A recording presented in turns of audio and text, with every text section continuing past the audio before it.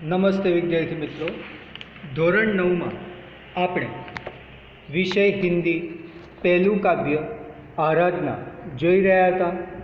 આરાધના કાવ્યનો આપણે પરિચય મેળવ્યો, કવિ પરિચય મેળવ્યો અને જે પદ છે એ પદનું વિષય વસ્તુ પણ આપણે જોયું. આરાધના કાવ્યમાં કવિ वसंत बापट जी सब लोग अच्छे कार्य और सच्चाई का व्यवहार करें, सबकी भावनाएं सुंदर और विचार कल्याणकारी हो, सुखी लोग दुखियों की पीड़ा समझे और उसे दूर करें.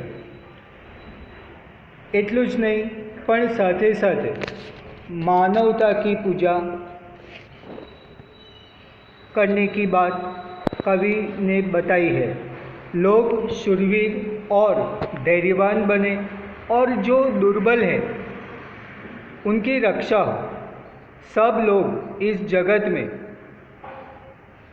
भेदभाव भूलकर मानवता का परस्पर व्यवहार करें, एक दूसरे के साथ मिलजुल कर प्रेम से अपना जीवन बिताए और इस तरह विश्व बंधुत्व की भावना और भाईचारे की भावना का भी प्रसार संसार में हो, ऐसा कवि आराधना करते हैं.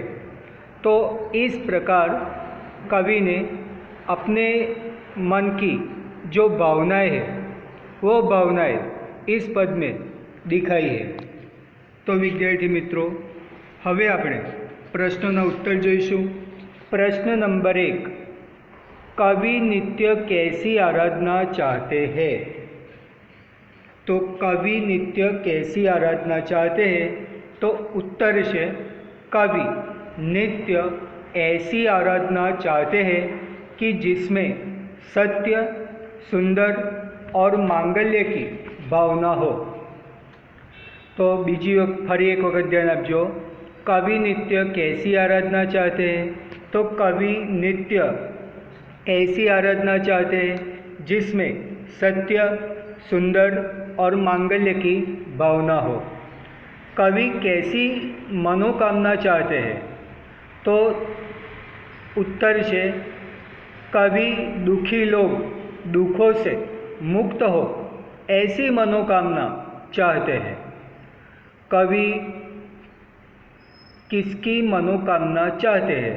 तो एनो उत्तर से कवि दुखी लोग दुखों से मुक्त हो ऐसी मनोकामना चाहते हैं. तीजो प्रश्न, कवि दुर्बलों के रक्षणार्थ किसकी साधना चाहते हैं? तो उत्तर से कवि दुर्बलों के रक्षणार्थ पौरुष की साधना चाहते हैं. कवि दुर्बलों के रक्षणार्थ पौरुष की साधना चाहते हैं. चौथा प्रश्न, कवि किसकी अभ्यर्थना करते हैं? तो उत्तर से कवि सबके जीवन में नया प्रकाश आने की अभ्यर्थना करते हैं. तो विद्यार्थी मित्रों, फरी एक वक्त ध्यान आपजो. कवि किसकी अभ्यर्थना करते हैं?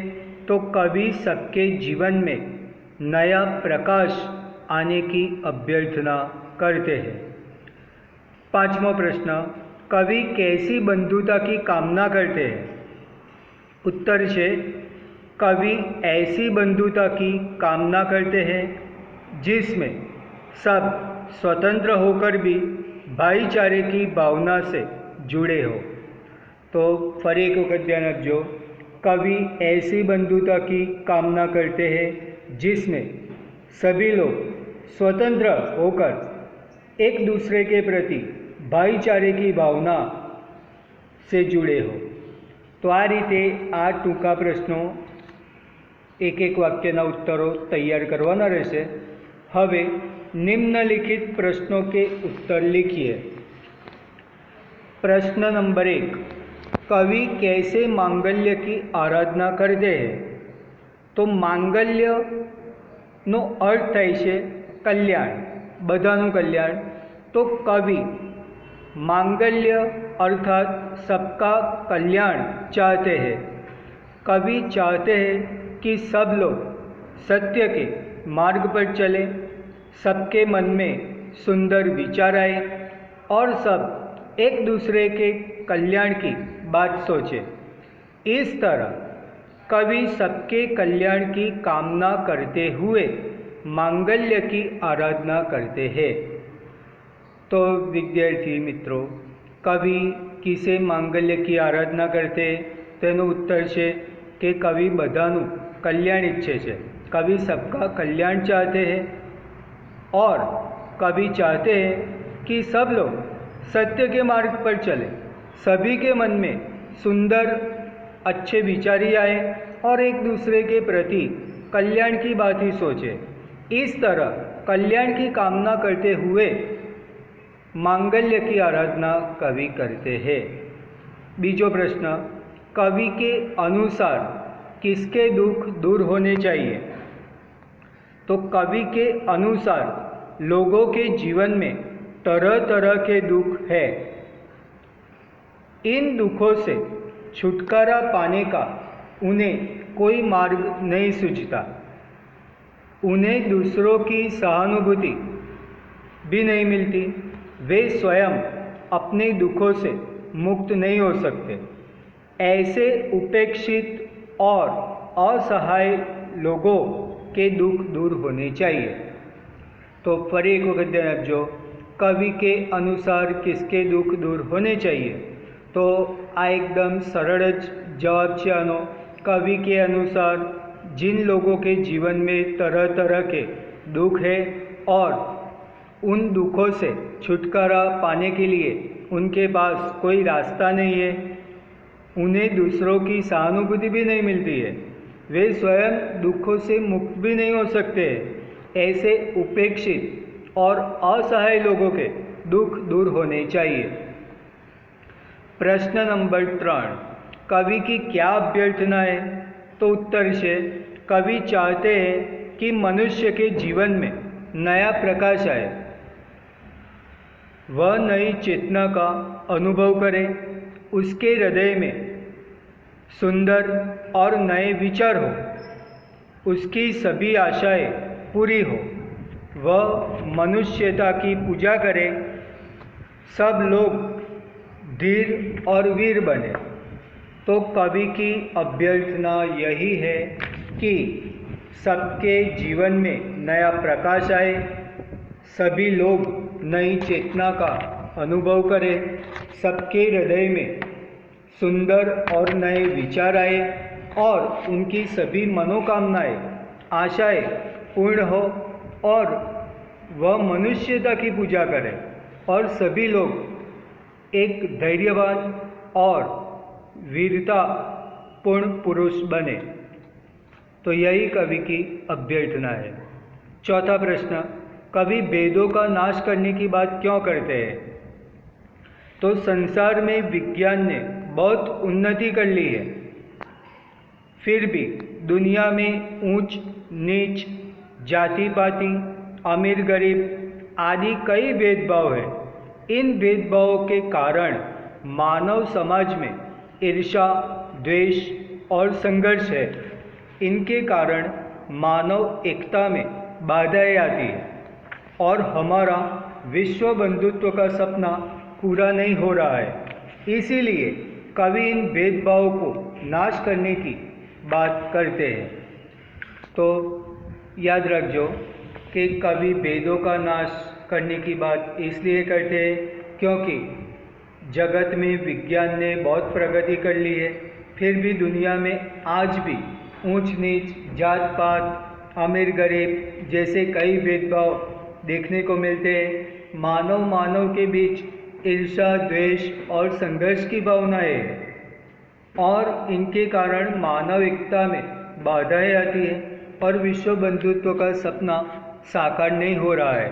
इसलिए कवि चाहते हैं कि सभी भेदों का नाश हो। तो आ रीते આપણે આ પ્રશ્નોના ઉત્તર તૈયાર કરવાના રહેશે। देह मंदिर चित्त मंदिर एक ही है प्रार्थना।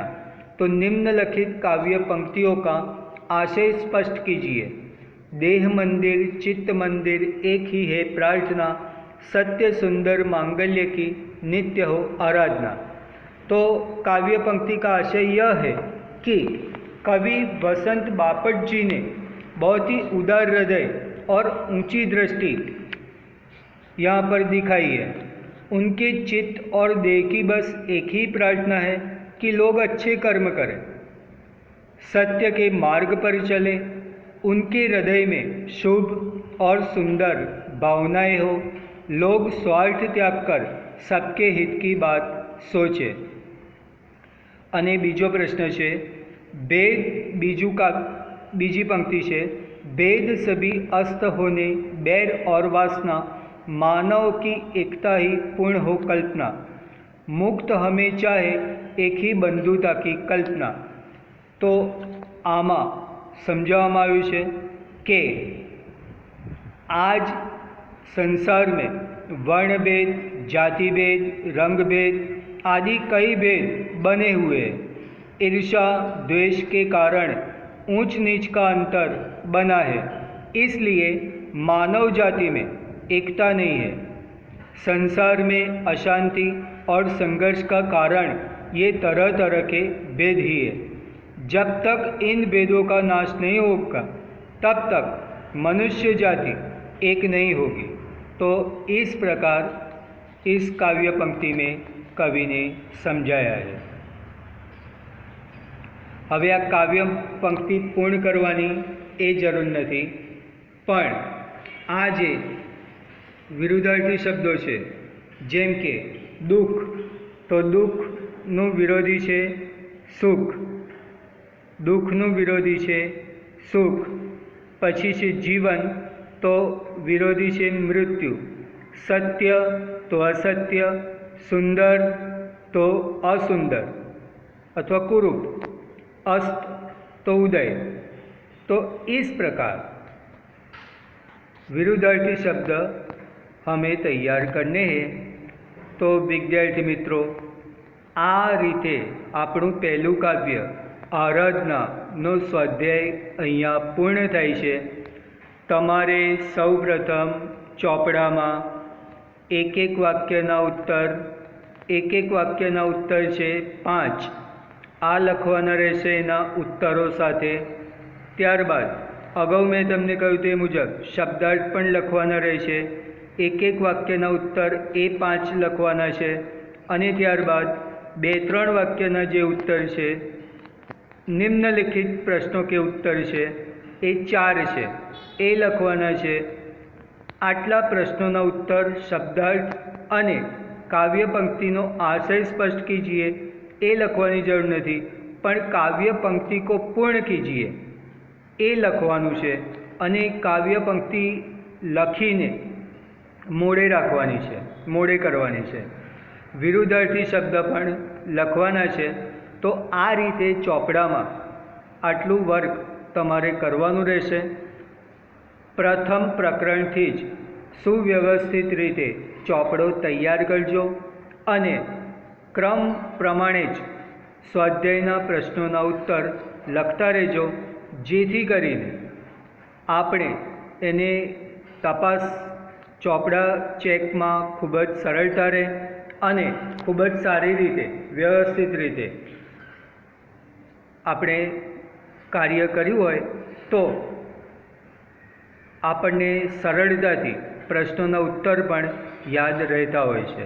તો હવે પછી વિદ્યાર્થી મિત્રો આપણે પ્રકરણ 2ની ચર્ચા કરીશું। ત્યાં સુધી આના પ્રશ્નોના ઉત્તર સાથેનો સ્વાધ્યાય તૈયાર કરવાનો રહેશે। જય શ્રી કૃષ્ણ।